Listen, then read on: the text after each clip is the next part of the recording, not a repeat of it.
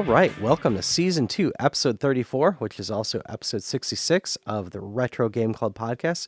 I am Rob, and with me is someone who is also powered by potatoes, Hugh. That's right. 40 pounds in me right now. What's going on? We actually haven't recorded in a while. I don't recall. Probably a week or two, maybe. I don't know. Yeah. So lately I've been adding a lot of guides on my website for like various obscure games. I've done like Splash Lake, and I guess Dungeon Explorer isn't super obscure, but I did that too. Mm-hmm. And then JB Herald Murder Club. So I wanted to go through and dive into like some Intellivision games next, because what I've seen is that there are a lot of Intellivision games that there's like no info about online anywhere. Oh yeah. And now I'm figuring out why. Because starting an Intellivision emulator and taking screenshots requires an insane amount of dedication.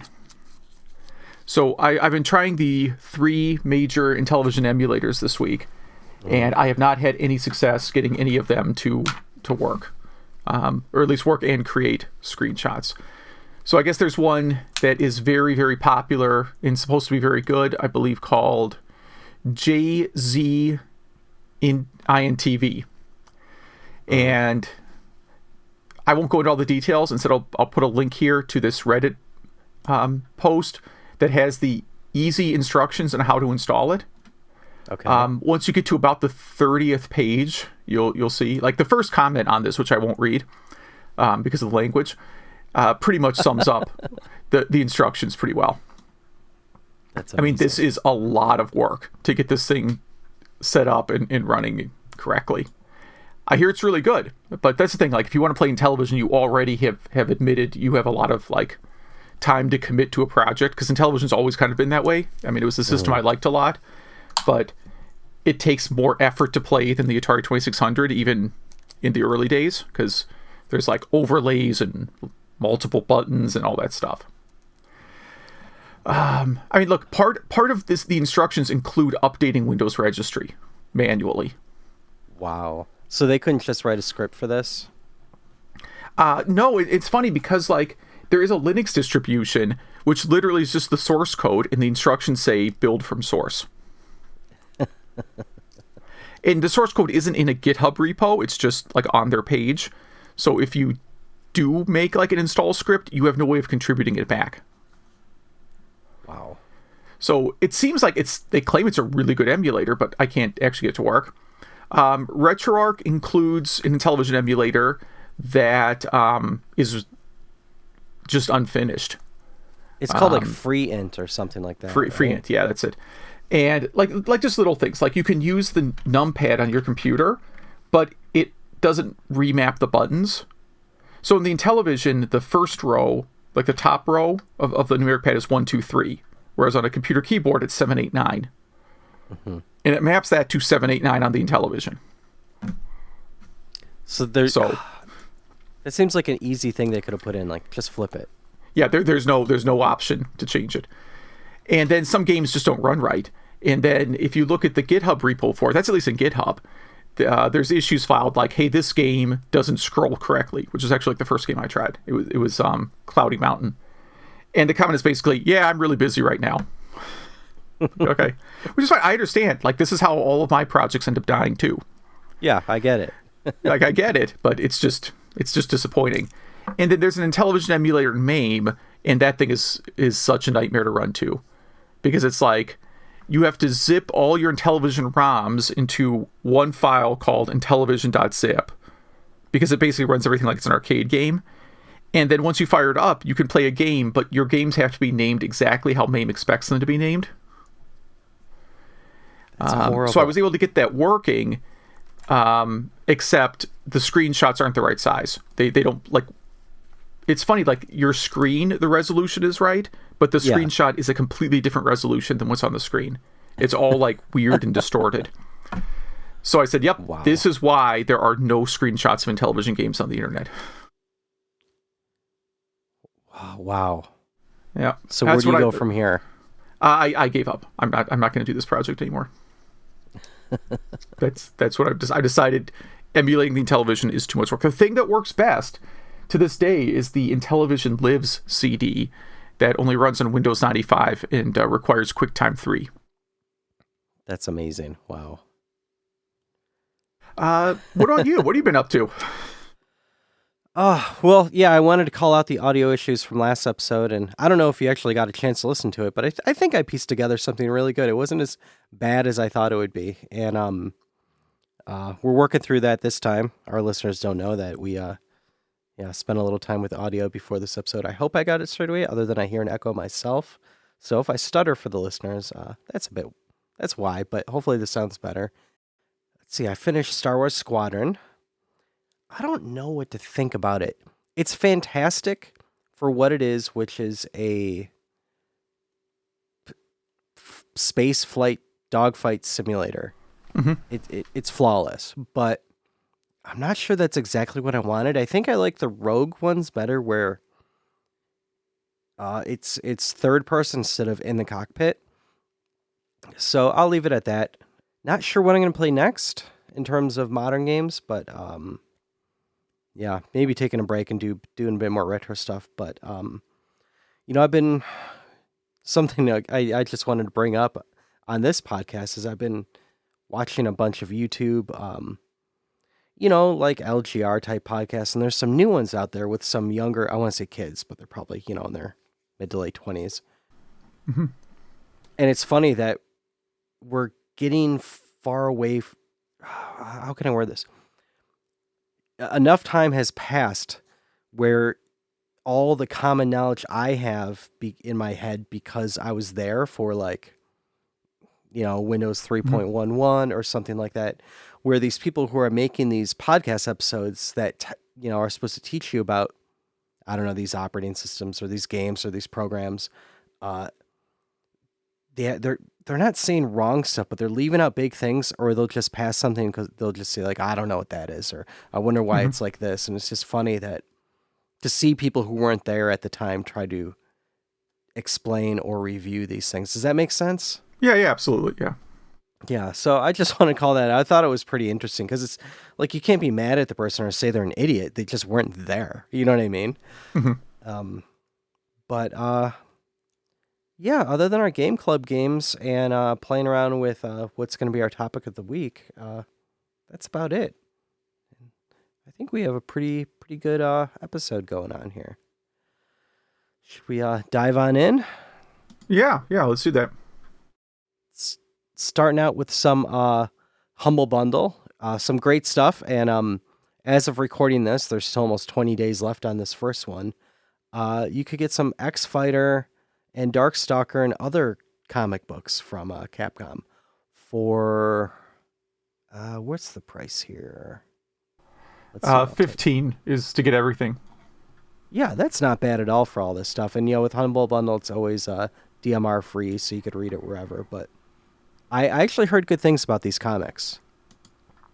Yeah, I guess I didn't know that Street Fighter comics existed, although if you asked me if they existed, I would have said yes. Yeah, absolutely. Yeah, they've been around a while. And they're definitely better than the movie, let's just say that. And the next one is fantastic. We've had some like this on here before, but it's another Humble Bundle that's a game dev STEM. Mm-hmm.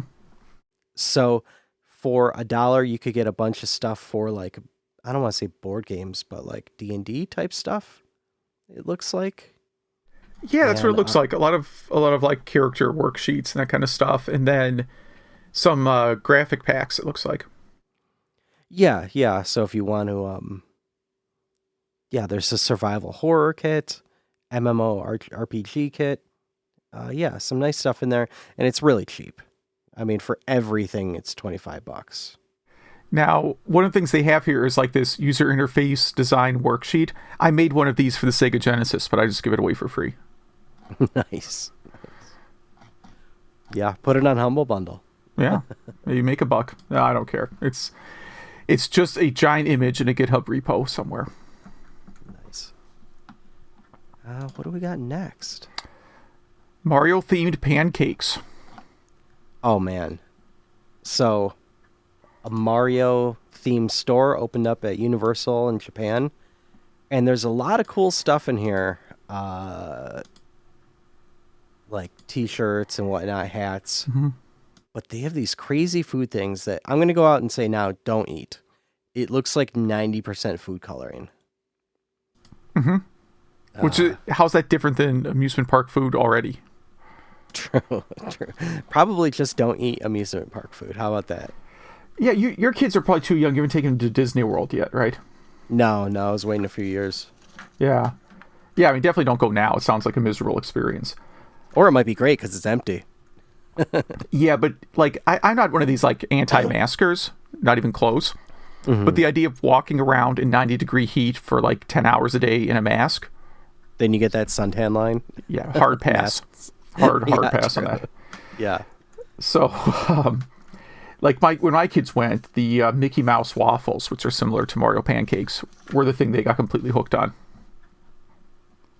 Yeah, but those are just regular waffles with like, they just look like a mouse, right? Yeah, they have like a pound of powdered sugar on them. I could see why they loved them. But, yeah, I'd love to go to this someday. I've still never been to Japan, which is insane. Yeah, I haven't either, and it's going to be a couple more years. Mostly because I just don't want to travel right now. Yeah, for one of my big birthdays, I'm hoping to spend some time there. This next one is where we got our intro joke. Mm-hmm. Right when you thought Doom couldn't run on anything else. Doom's running on 100 pounds of moldy potatoes. So, this guy took the most expensive thing you could buy for your kid, a TI calculator, Mm-hmm. and he's using how many potatoes? 70 some? I want to say 777, Mm-hmm. which is 100 pounds of potatoes to power it, and it works. So apparently that's news to me. Yeah, I guess. I guess food surplus is a good thing. I don't know. Maybe he cooked them all. I don't know. Yeah, give them away after. Feed them to some farm animals or something. See, Japanese farm hides giant game collection. So this is on Kotaku, and this is essentially. I thought this was a storage unit that someone converted to like a giant game room. And but it's it like has everything.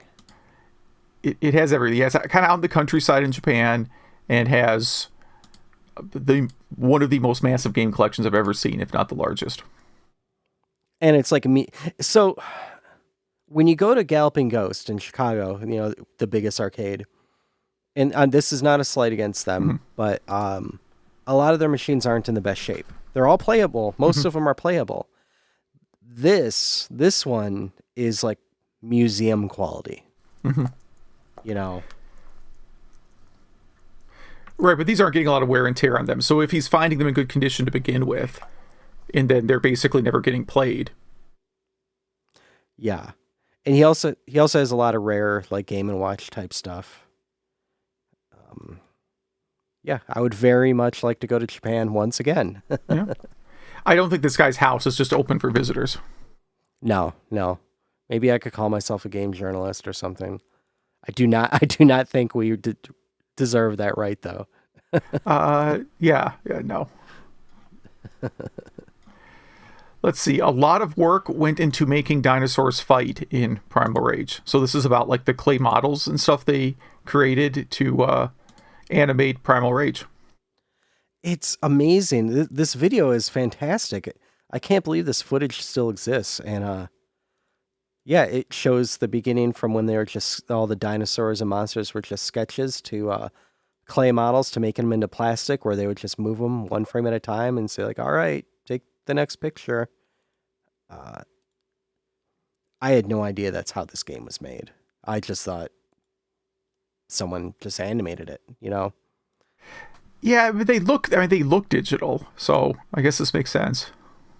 Yeah, but I definitely earned a bit more respect from me for this game, because I am known for kind of hating on this game, even though I kind of hate this game too. Yeah, I still have some of the toys from, and if anyone has the whoever the furry guy, or not the furry guy, the guy that looks like the white dinosaur that's all on four legs that has like the big thing on its tail. I'm missing the end of the tail. If any of our listeners has that, I need to buy it from you. That specific thing. That one thing. A long time ago, we talked about RetroArch coming to Steam, and its beta just started. And yeah, that's it for this story. There you go. Yeah, I'm excited to try that out when it's actually released. There is a toad in Super Mario Sunshine that is trapped alone beneath the map forever. Do you ever watch this YouTube channel, Out of Bounds Secrets? No. I've heard of it. I've probably seen one other episode. I don't know how he does this, but yeah, he just moves the camera wherever he wants in any game. He even does it in like Breath of the Wild and stuff like that. Like, I don't know. I wouldn't know how to do that, but it's kind of interesting to see how games are made. Like in Breath of the Wild, the water goes under the entire landscape, and it's just brought up in the spots where the game developers want it. Just kind of interesting choices or I don't know, mechanics that you kind of learn about the games, by watching this. Yeah, I mean, a lot of these you could do in an emulator just by turning off collision detection, something like that, right? Mm-hmm. Yeah, just start moving around in weird ways. Yeah, I mean, I don't know. So I would pick a game. I'm thinking of one right now, like Phantasy Star 3. You can disable through a hack. You can turn it off. There's a line of code where you test for collision detection. You turn that line of code off. And you don't even need to, hack the ROM. You just need to know the address where it's storing the results of the collision test. Mm-hmm.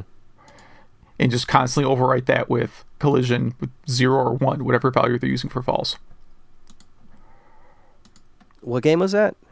I was talking about Phantasy Star 3. That has a code, like a Game Genie code you can use to disable collision detection. Oh, yeah. Oh. I don't know why you would want to do that. It's not very helpful. Unless you're making maps for the game, then it's very helpful. Yeah.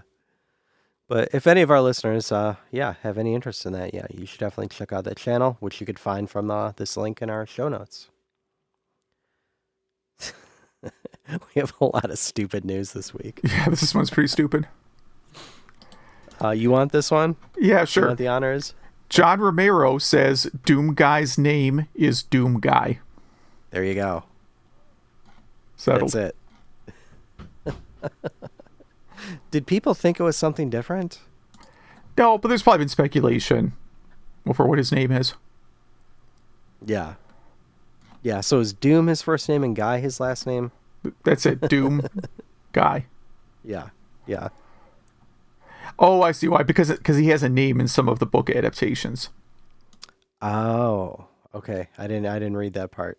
In fact, I'm not even sure I read half the article. So I was like, okay, cool. The article's 2 paragraphs, so like if exactly. Reading half is not that big of a time commitment. I don't know if our listeners remember the Mode, which is the Terra Onion Saturn and Dreamcast SD card emulator, add-on. On Retro RGB, there's a really cool dock you could get, little brackets you could get made for it. Because these optical to SD card conversions, they're always a bit flimsy when you put them on there. I've never had one fall off, but it'd be nice to have like something really sturdy. And it's pretty cheap, so if you're going to spend the money anyway, you might as well do it right. So I just want to throw that in these notes. Oh, hey, this is something I wanted to build. Stream your PC games using this 3D printed Raspberry Pi handheld. I don't actually want to use it for streaming, but I do like the rest of this. Where someone's built something that's looks like kind of like a Switch Lite, but with a Raspberry Pi and battery inside. I am so glad you like this, because I was on the fence whether you were either going to love this or hate this, and it's the good guy compared to all the bad guys, which are the other little emulators that are sold in Alibaba that we report on. Yeah. No, I could totally see myself building one of these if I had the skills, but I wouldn't use it to stream games. I would actually just put RetroPie or maybe just one emulator on it. Like I would just make it PC Engine themed, right? Like make the case the PC Engine colors and then Yeah, only install yeah. like a PC Engine emulator in every game on it, something like that.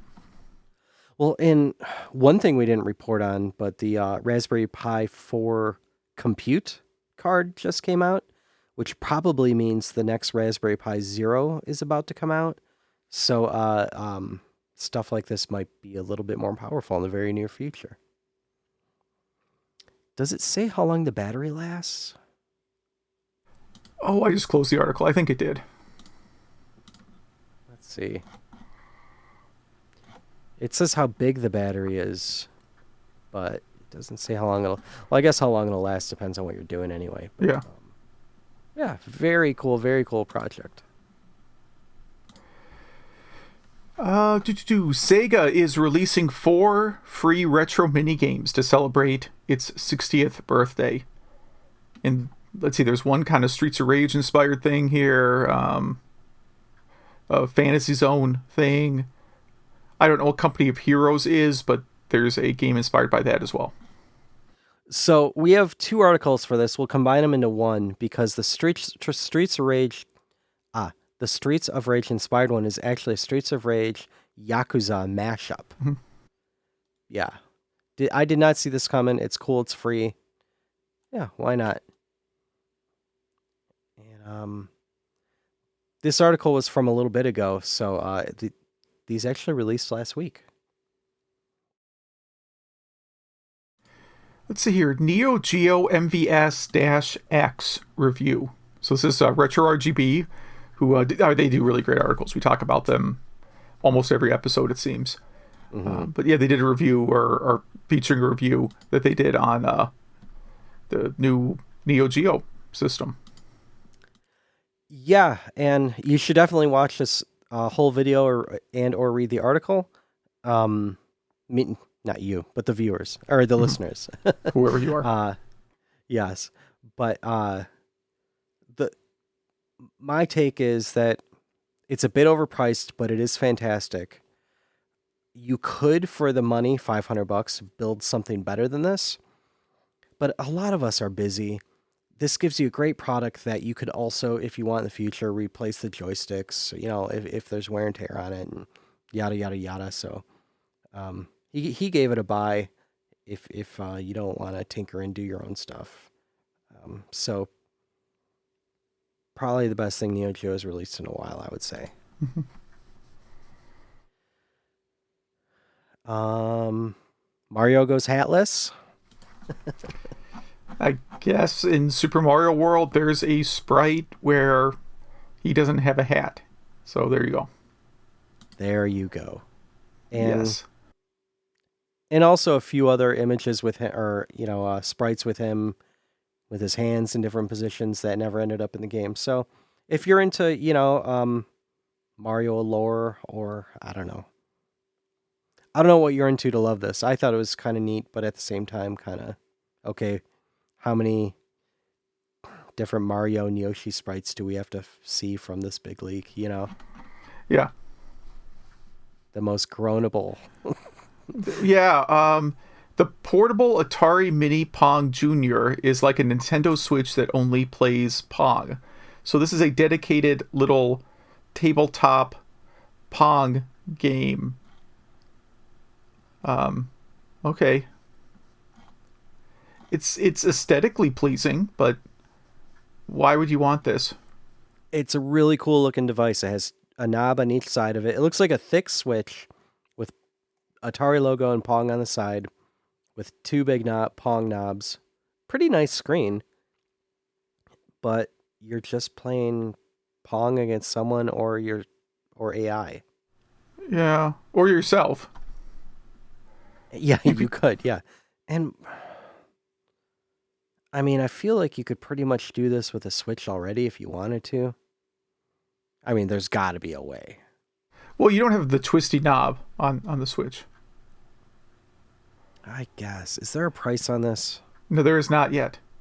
And also on Atari's press release, sorry, the company that owns the right to the Atari IP, their website, they have a press release about it that goes on forever. About how great the Atari brand is. And key aspects, according to their press release: lightweight, perfect for home office and on the go, 10 AI difficulty levels, simple to use controls. He's just describing Pong at that point. Yes. But on the go, so you're going to see someone like on the train, playing this. Yeah, with the person next to them. Yeah, just Yeah. Hey, you random person sitting on the train that's trying to avoid eye contact with me. Would you like to play some Pong? Wow. Yeah. And I'd just like to point out it's a day or two from November, and there's still no Atari box being shipped. So, yeah. Well, I'm shocked. I did see an article from, might have been Business Insider. I'm not saying it was Business Insider, but a site like this where they're not a video game or technology site, but they ran an article called like, Sony has stiff competition from Atari this holiday season. Right?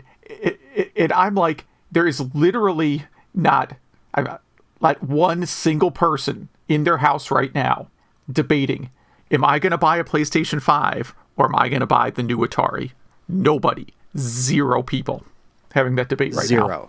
Zero. Yes. It's a funny thing to think about. But yeah, it was one of these. I wish I should dig up the headline, but I was just so disgusted by it.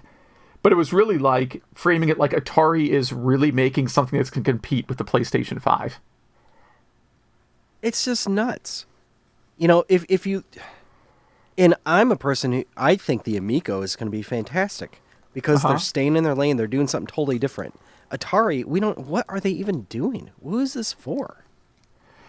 It's for people that want a system they can mod but don't want to build it themselves. And that's why I originally backed it. But you know what? I have so many gadgets. That was, 3, 4, how long ago? Years ago? And I have so many gadgets now that I can mod that I don't know what I'm going to do with that thing. You're never going to take it out of the box. I think the main purchaser is eBay scalpers. Probably. I hope they lose big time.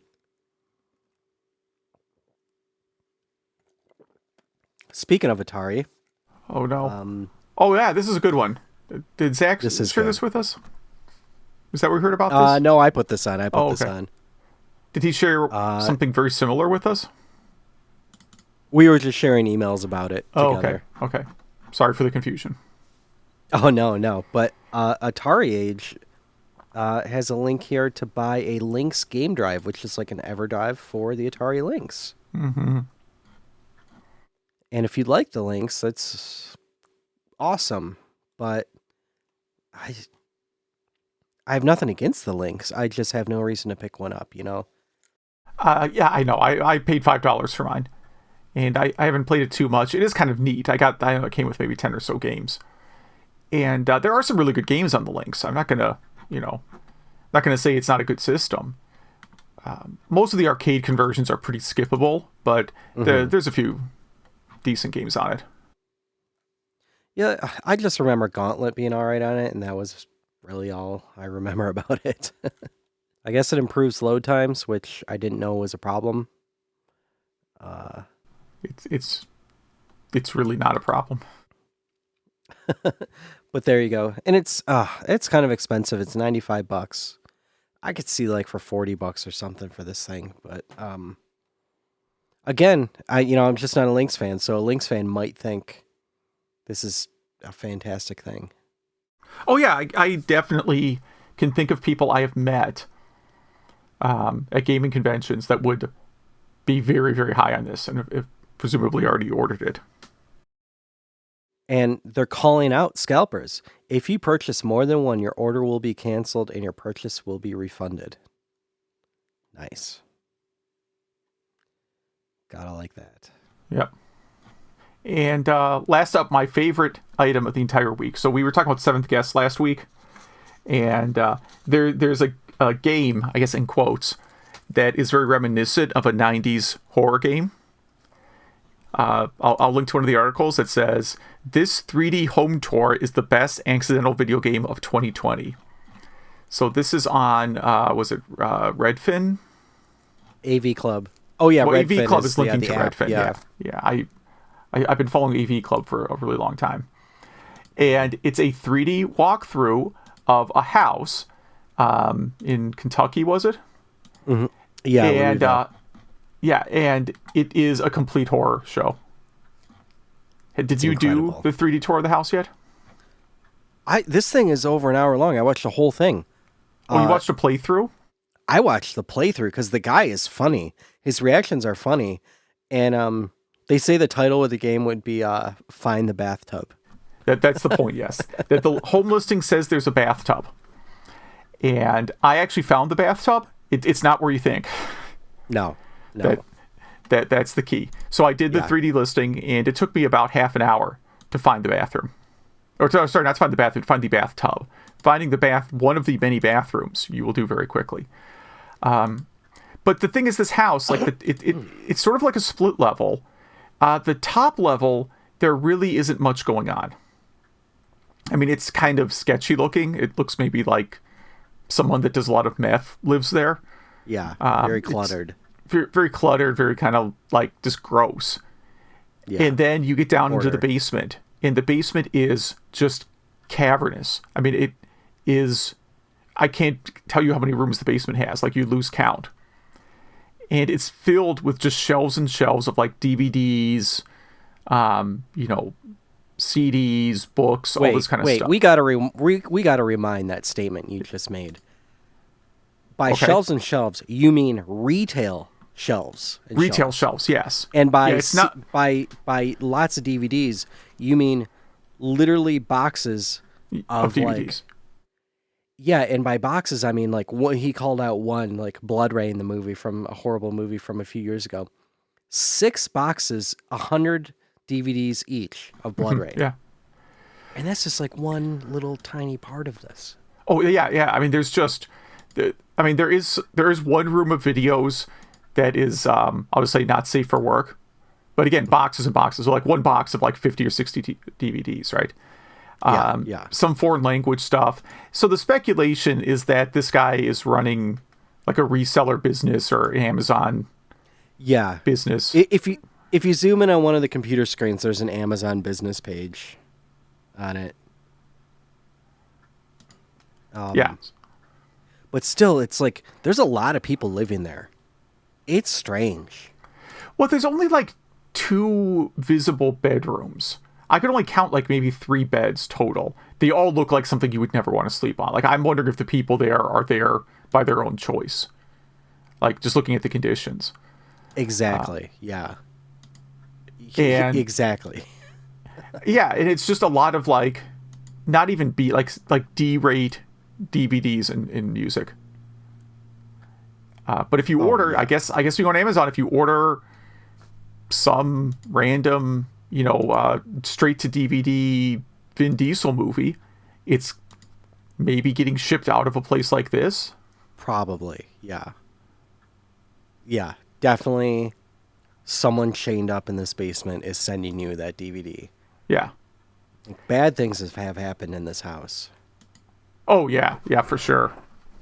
It's terrifying. It really is terrifying. It does make you nervous walking through it. If you do the 3D listing, you really do feel kind of like you do feel like someone's going to jump out and stab you. I mean, it's just a 3D home listing, so obviously there's no interactive elements that I'm aware of. And I think the Redfin link was taken down, or it was for a little bit. No, it's still there. Okay. Oh Yeah, wait, no, you can't walk through it anymore. Yeah, maybe too much you? traffic. I was able to walk through it because I went through it. It's a really high quality walkthrough. Like, I'm impressed. If I ever have to sell a house, man, I'm definitely doing Redfin. Because like, Oh, the walkthrough's taken down, but this video is still up. Wow. Yeah, if you sell a house, use Redfin. It's incredible. but yeah, it felt like playing a 90s FMV horror game. It really did. And did you keep... I kept getting the experience of, like, when you walk through an estate sale, but, I mean, on steroids and meth. Yeah. But also... I just kept hoping that, when you rounded the next corner, it'd be, like, some amazing Star Wars collection, or, like, some crazy Transformers. No, nothing. No, Nothing you nothing. want to buy is here, and there's a lot of it. That's what, when I did the tour myself, most of my time was trying to see if there was any item that I would want to buy. Oh, guy also found, I'm looking at the video right now, he also found the cat. The totally random cat that's just... One thing, I don't know if you noticed, but yeah, in the bathtub, there's just a random Subway cup in the back. And in the bathtub. And if people want to just go to the bathtub scene in the video, and don't worry, like, there's nothing not safe for work in this video. It's Yeah. If you do the walkthrough yourself, you will find not safe for work material. Probably, yeah. But if you go to about 49 minutes and 30 seconds, that's I want to say that's where the story climaxes, but there's still some funny stuff after that as well. But yeah, I know this pretty much turned into the topic, but it's well worth it. Yeah, this is my favorite thing. This might be the best thing I've seen in all of 2020. I mean, I realize that bar is so low for the year, but this is just so amazing. I started watching this video and I saw that it was an hour and 20 minutes long, and I was like, "There's no way." Like, what could be entertaining about this? And I just couldn't stop it. I couldn't turn it off. One thing, when you see the house from the outside, it doesn't look that big, but it's all underground. That's the thing. The top part of the house is not big. It's just this really expansive, sketchy warehouse basement. And did you find the bathroom that has two toilets right next to each other with no There's more than barrier? one. Yeah, there's multiple bathrooms like that. Yeah. Yeah, I don't think he explores all the bathrooms. I think I counted 4 bathrooms that each had multiple toilets. Yeah. One has like a urinal and a toilet, and the others just have toilets right next to each other. Because that's what you want. I want to know what happened that they're selling this place with all, like, what's going to happen with all this stuff? I don't know. Yeah, do you have to get all that stuff when you buy it? Because, like, I don't even know what to do. Like, you could put it all out in the yard and be like, yard sale, everything $1, and you wouldn't get rid of anything. You would have to Atari ET it. You would just have to bury it in the desert. Yeah. Yeah, I mean, there is a spot where there were, like, some PS4 and PS3 games, but they're, like, the kinds of things you'd find Five Below. They're not a thing you're going on Amazon to buy. Yeah, there were some Barbies. There was some Halo stuff. Nothing you wanted, though. Yeah. I'm just going to go out and say the place is haunted, too. I'm just going to go off and say that that's a fact. Well, here's my problem. It's like, if you bought the house, I don't know if I could confidently say there is nobody in the house. Do you know what I mean? Like, you buy a house, you assume there's no one living in one of the rooms, right? Exactly, yeah. And I could not do that with this house. I would feel like there's someone watching me all the time. In the video, I kept looking in the background. Like, you know how in some videos, like 3 Men and a Baby, you can like see some random some stagehand accidentally in the background. I kept looking for that in this. Just some random person lurking. So I have one 3 Men and a Baby memory, since you brought it up. Old friend of mine works in the estate sale business. I probably should have asked him about this listing. That's what he does. He's one of these people. It's kind of like a father-son business. Like, his father did it, now he does it. Where they buy, they're like the storage locker guys. Buy storage lockers and estate sales. And then they resell some stuff on eBay, but mostly it's like building a good network. Because, like, if you find a house that has a bunch of specialty tools, that doesn't go on eBay. Like, they know a guy who buys that kind of stuff. Yeah. And they bought out, he had one estate sale where this person had hundreds and hundreds of movie cardboard cutouts. The like 6 foot tall cutouts you would see at the movie theater. Totally, yeah. Yeah, hundreds and hundreds of them. And he sold off all the ones that people wanted. And then on a camping trip, we get a group of like, a dozen friends that we go camping like once a year, right? Mm-hmm. He brought all the cardboard cutouts that wouldn't sell. And 3 Men and a Baby Part 2 was one of them. That's why I remember it. And we stacked them up in like a teepee shape around the fire pit and just use that as like Burning Man, but with these cardboard movie cutouts. That's incredible. And Three Men and the Baby Part 2 is the one I remember burning the most, because that is incredible. That was front and center. Those were the kinds of things that people don't want to buy. And also, because it's 2020, they're remaking Three Men and a Baby. Oh, God. Okay. Awesome. Yes. So you might be able to relive that all again with a whole new cast. Oh, great. So we can see... could they get all the actors named Chris who look exactly the same to be the three men? There's got to be at least one of the Chris's. Right? Chris Pine, right? Chris Hemsworth, and... who's the other one? Chris Evans? Maybe. Is that Captain America? Yeah, that's the Captain America one. Wait, that's not Chris Pine. I thought Chris Pine was Captain America. Chris Pine is Captain Kirk, the new Captain Kirk. Okay. Yeah, so get those three and make it Three Men and a Baby. Then I would definitely be down for that. Three Chris's and a baby? Three actors who I cannot tell apart. And make sure they wear the same outfit the entire time. Yeah. All right. We should have just used that as a topic. Yeah. We have three topics. We have that home tour. We have Three Men and Baby. Uh-huh. And I happen to pretty much during the last episode get an Analogue Mega SG. So I figured I'd give my little review of it. All right. I'm just going to go ahead and say this thing is tiny. It's way smaller. It's pretty much as big as a classic mini console. With two Genesis ports on the front. I just have my EverDrive plugged into it. And I have it plugged into my Sega CD. It has a Sega CD port that fits perfectly. I notice zero lag. I have scan lines on it. You could do a lot of cool things like just listen to audio from the games, which is pretty cool. You can kind of make a little mix for the background or whatever. It has so many adjustments for any screen you're on, any way you want to play the game, and any resolution. You have an advanced mode where you could really tweak everything, including scan lines and even a lot of different audio tweaks. I'm really impressed with this thing. Okay, because it has because it fits into the Sega CD, I emailed Terra Onion, which is a different company, obviously, who makes the Sega SD. It's like an EverDrive type thing, that can also play Sega CD games. Because they were supposed to release an adapter for that plugs into the CD port. So you don't have to have a Sega CD. And the reason why you would want that is because you can't play Sega CD games with that unit, with that Sega SD, if you have the 32X plugged in. So how would you play how would you play a 32X CD game then?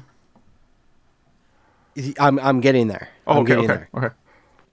So here's everything I'm going to need in the end of this big experiment.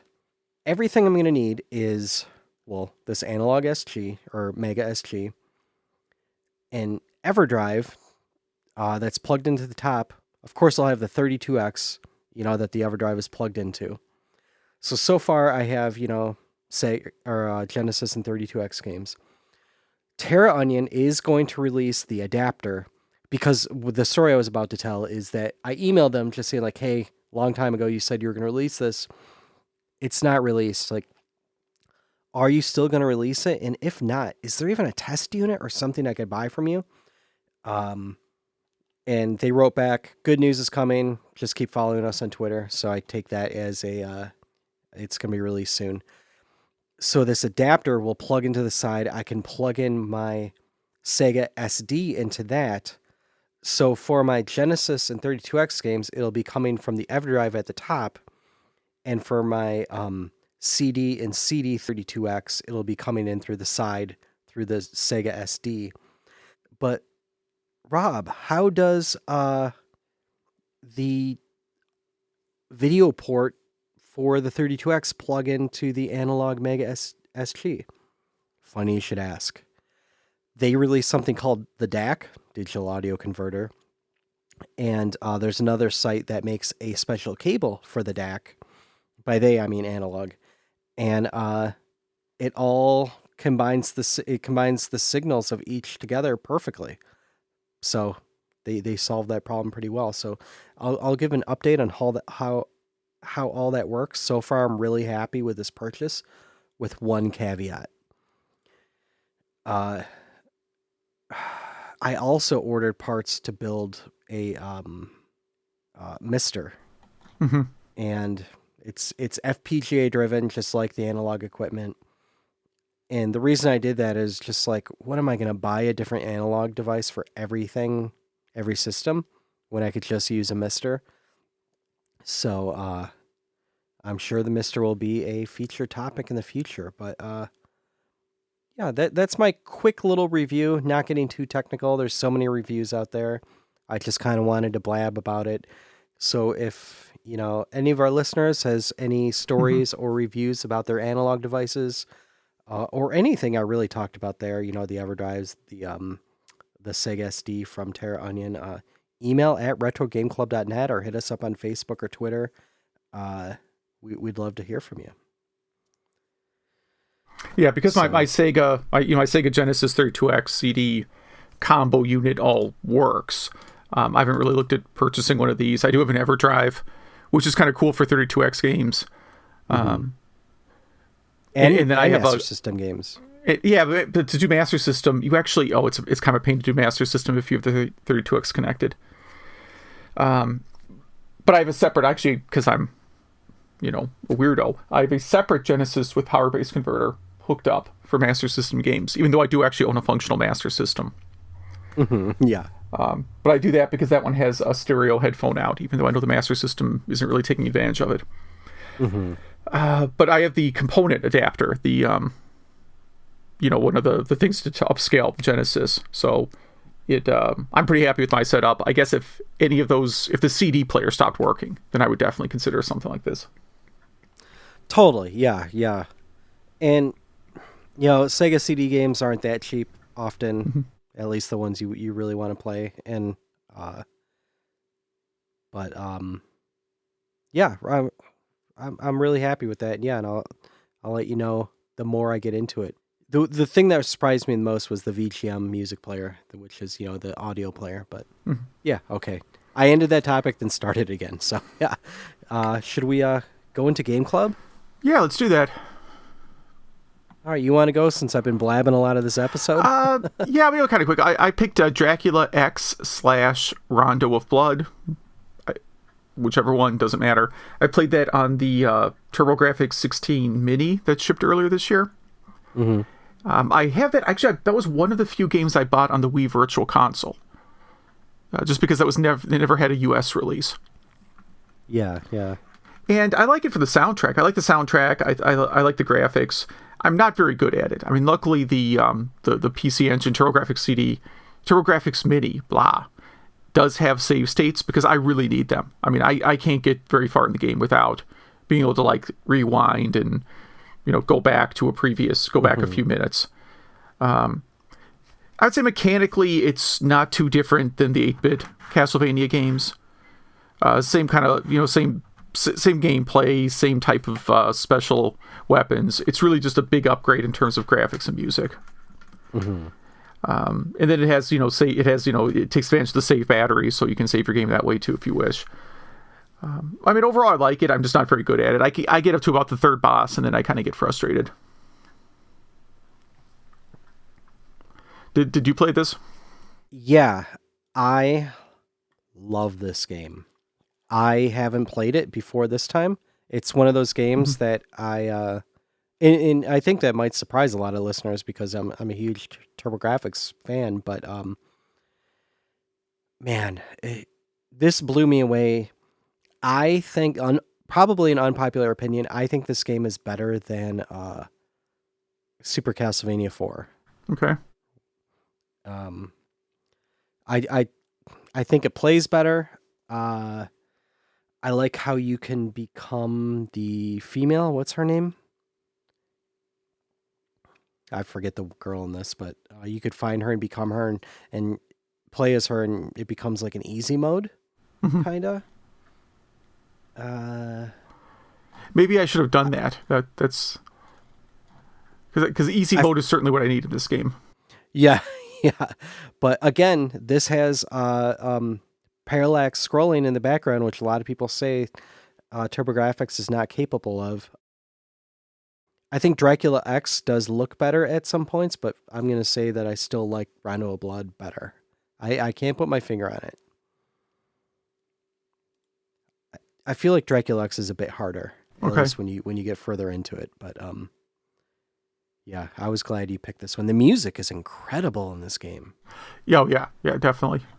The boss fights, how big those sprites are, wow. Yeah, this is a fantastic game.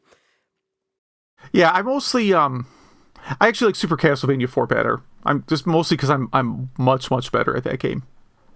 I don't know what I'm so bad at Super Castlevania 4.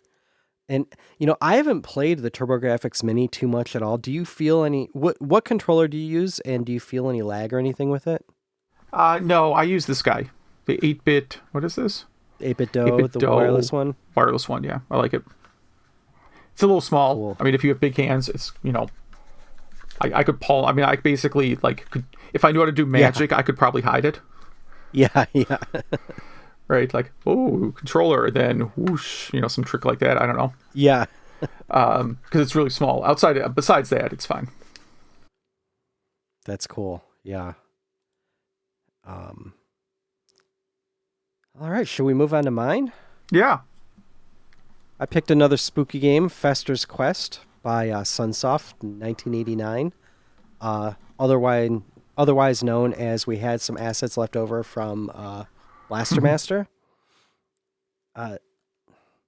This game was horribly reviewed back in the day. I think it got like 5 out of 10s and stuff like that. And I think it's a pretty good game. It's Sunsoft, so it has just great music. The same composer that did Blaster Master and Batman and a ton of other games. It actually uses the top-down game engine part in Blaster Master for most of this game. And so you're Uncle Fester, and you're just chilling there with I don't know, a lemonade or something he's drinking. And aliens come, steal all the people. And you got to go in your town and you got to go save everyone. And so you have your weird little gun. You could get gun upgrades, which are just little blue icons that say gun. One of the most annoying part of the games is that there's a pink gun pickup that you could get that takes away your it downgrades your gun. I think that's the only annoying part of the game, because so many times you're just waiting for those to disappear so you can walk past it. You can get a whip after a while. I think Morticia gives you a whip, which is funny because it's like some sadist kind of masochist kind of thing going on. And then a ton of items, like you could get missiles. You need lights to go through the sewers, which you spend a lot of time in. Lurch can come and kill everyone on the screen. The two other things that kind of got to me were, I think there were two other things. Yeah, two other things. Back to the gun, when you're going through the sewers, if you didn't have the right gun upgrade, sometimes your gun would be too wide to actually go anywhere. So you'd have to really position yourself in the correct way, and often it was almost impossible. And the other thing that I really didn't like about this game was the weird first-person part when you're walking through houses to get to the, usually you're trying to get to the boss area at that point. It was just not useful. It wasn't, they didn't have to do that. They could have just led to where you were supposed to go. But other than that, the whip upgrades like the gun does, but you can also whip through walls to get enemies on the other side. It's kind of hard to explain. Like your gun bullets would hit the wall. This can go on the other side of them. You could speed run the game in about 25 minutes, but if you know what you're doing, you could get through the game about an hour. But if you don't know what you're doing and you're not using a FAQ, I mean, this game could take you a long time and be pretty frustrating. But I think it's fair. I think it's fun. I think it has great graphics because it uses throwaway Blaster Master sprites. Even the frog is everywhere. Mm-hmm. Yeah. I'm glad I got back into this one. What are your thoughts on this? Yeah, I think I said last episode that it's better than its reputation, which is true. Like it's usually considered to be kind of a total garbage game. I don't think it's really that bad. It's not great. Like, I died a lot when I played it. I forgot, like, your life meter is pretty bad, and if you just bump into things that look like plants, you die right away. Yes. And sometimes it's hard to tell the difference between something that will harm you and something you're supposed to pick up. Yeah. But outside that, yeah, it's a pretty serviceable game. I don't think it deserves all the hate it gets. I played it for about 10 minutes. I didn't get real far. I mostly remember it because like Nintendo Power did like a really long write-up of it back in the day. Oh, they were the only ones that gave it a good review. I think they were just trying to get them out of the store shelves. Yeah. I mean, at the time it was released, I don't think it was a bad NES game. I mean, yeah, you had Zelda and Metroid and better games, but there was way, way worse stuff than this. Totally. I mean, as a kid, you don't get that many games. I mean, unless you're rich or something. But, so when you got a game and it was a dud, then you're probably going to play it anyway. Mm-hmm. And this is one of those games that I thought was a dud until I really spent half an hour or an hour with it as a kid. And I was like, I'm enjoying this. I want to get through this. So even back then, I recognized that. You really need a TurboFire controller to enjoy this game. Yes, your thumb can be very sore if you don't have rapid fire. Good point. Not much more to say, and I really hope to hear from our listeners about it. What do you want to play next episode?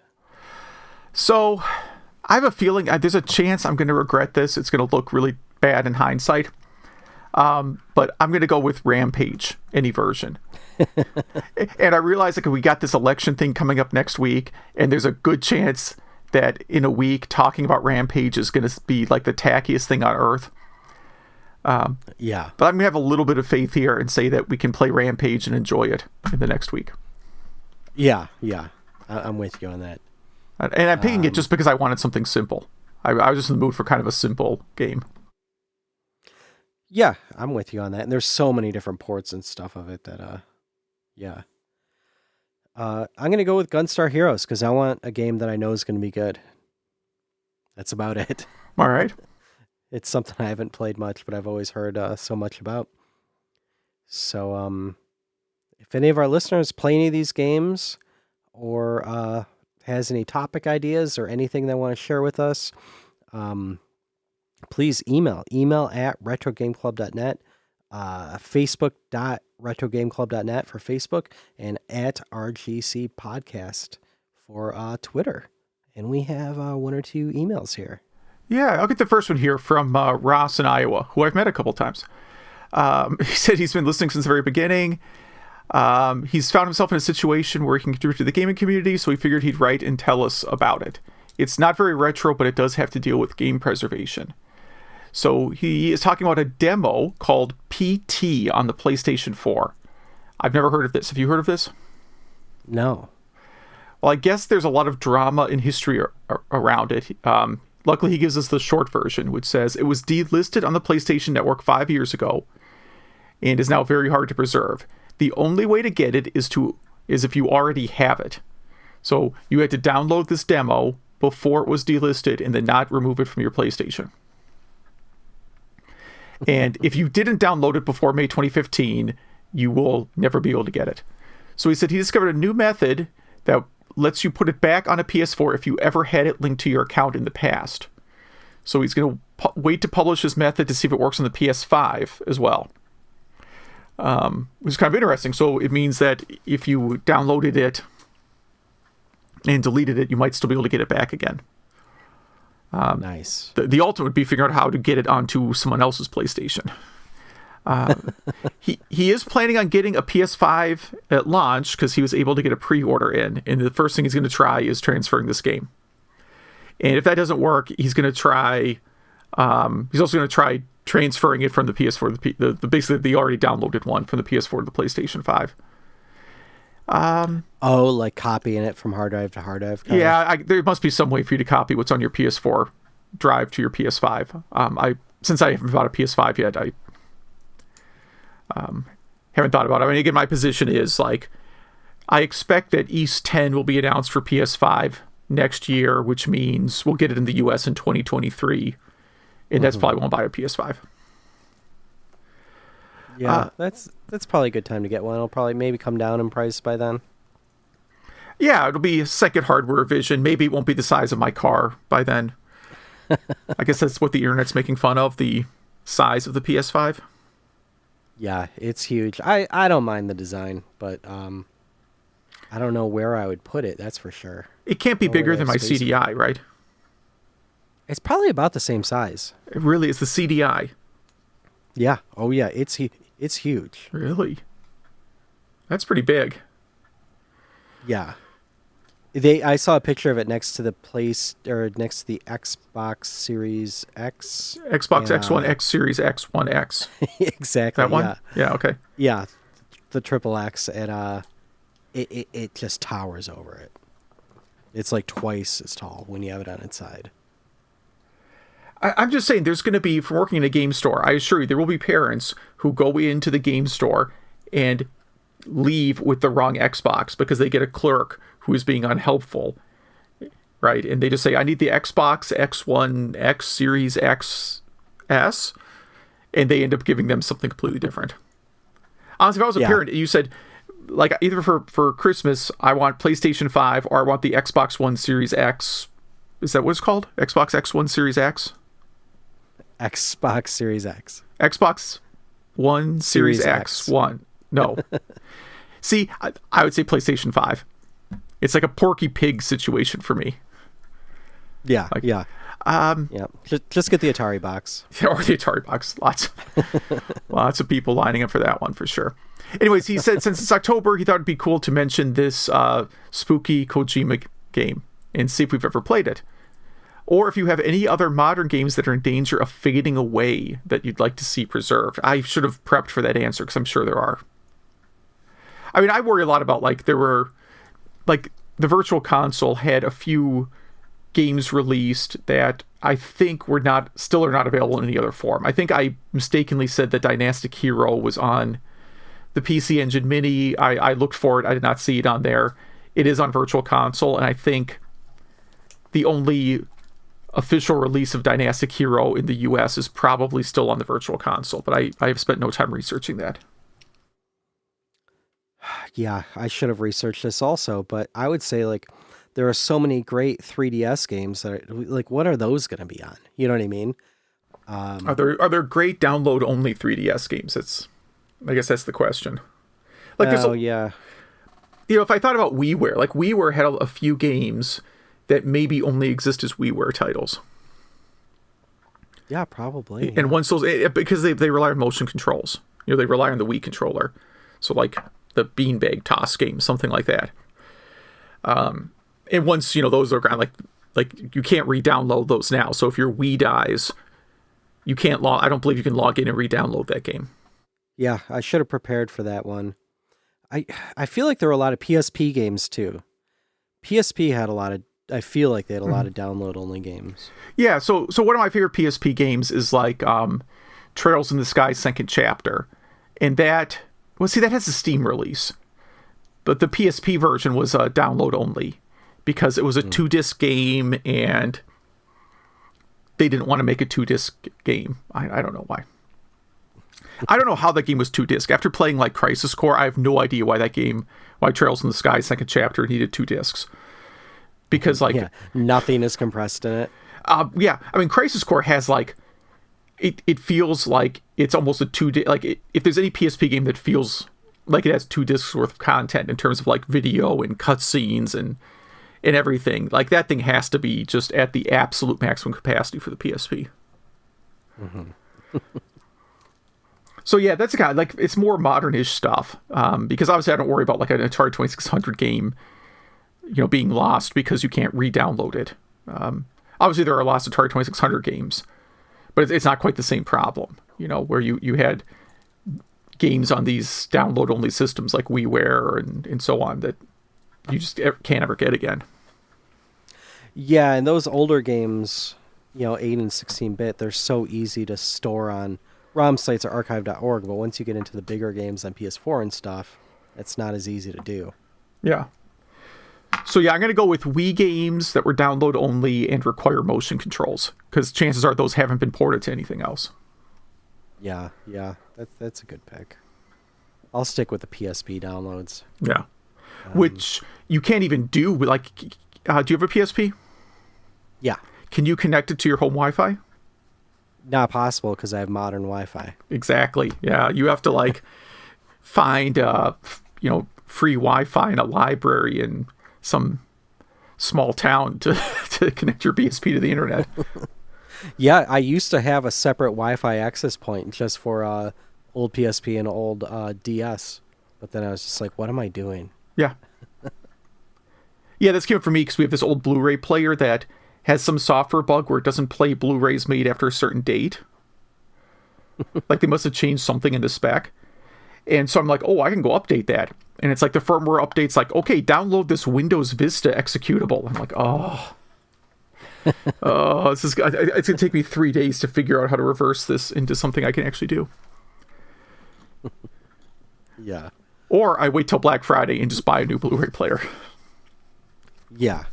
Well, don't you have a PlayStation 4? Yes, but this is for our workout room. We have an exercise room that really did not get a lot of use until this whole lockdown thing started. And makes sense. Once you've gotten through all the DVDs that you have in that room and you now start to want to get through Blu-rays, now you run into the Blu-ray player not working. Nice. All right, you want to get the last email? Yeah, absolutely. Robert writes in. He has some very nice things to say. He likes our interviews, and he likes Hugh's random stories about working in game stores. Those are good. I feel like you can make a TV show out of your stories.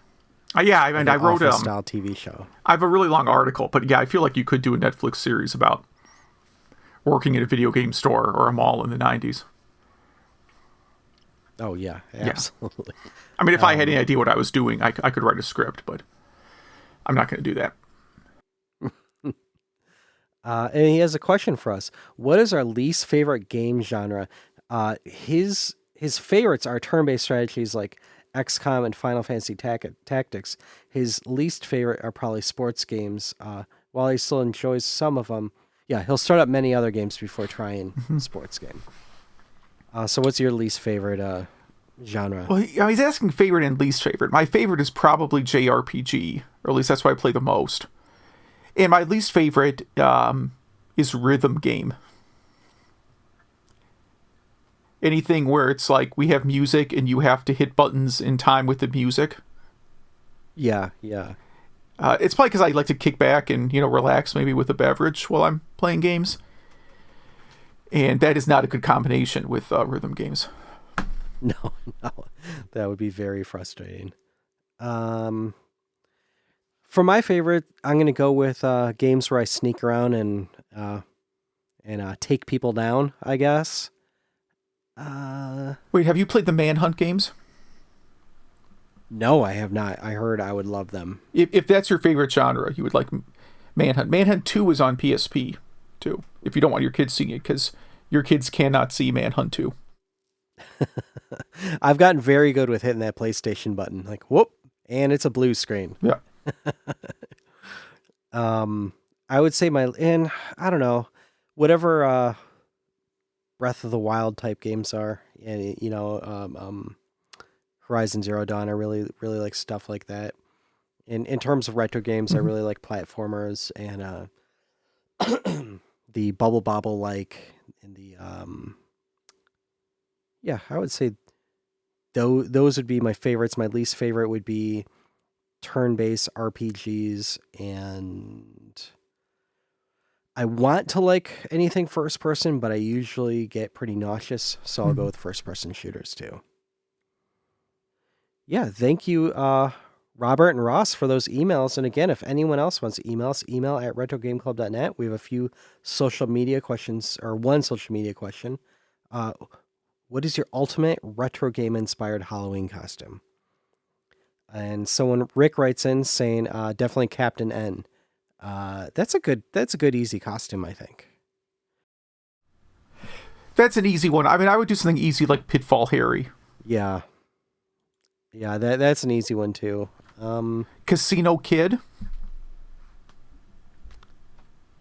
Well, one of my kids is going as Sonic, the other one's going as Pikachu. Okay. But my kids are getting too old for the trick or treat thing, but my youngest thinks she's going to go, and right now, I believe she's going to go as toilet paper hoarder. That's a good one. Yeah. I like that. All you have to do is strap packages of toilet paper to your back. That's the whole costume. I wonder if there's how there's a sexy version of every Halloween costume. I wonder if there's some weird ones for Nintendo games or whatever. I would say there's definitely if it exists, there is a adult Halloween costume for it. Yes. Yes. Someone has done that. Don't Google it. But I'm positive someone has done that for any Nintendo character you can name. Yeah. That's funny. Even Donkey Kong. Sexy Donkey Kong. Yeah. I think that's a great line to end the show on. Mm-hmm. All right. So, email at retrogameclub.net. And thanks for listening.